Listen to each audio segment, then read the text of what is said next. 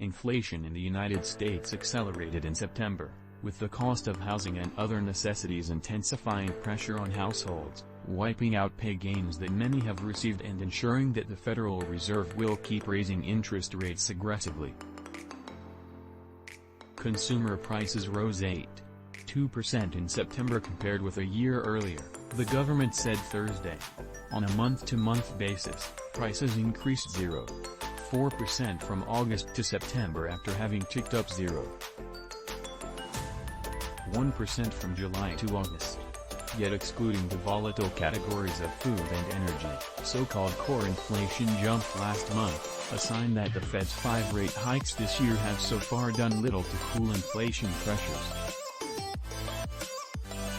Core inflation climbed 0.6% from August to September and 6% over the past 12 months. The yearly core figure is the biggest increase in 40 years. Core prices typically provide a clearer picture of underlying price trends. Major U.S. markets swung sharply lower, with the Dow Jones Industrial Average futures moving from several hundred points up to a 400-point decline in seconds. Markets in Europe tumbled as well.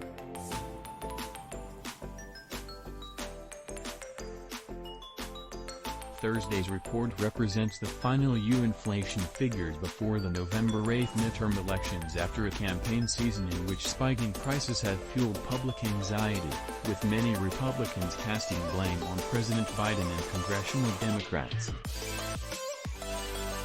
Inflation has swollen families' grocery bills, rents and utility costs, among other expenses, causing hardships for many and deepening pessimism about the economy despite strong job growth and historically low unemployment.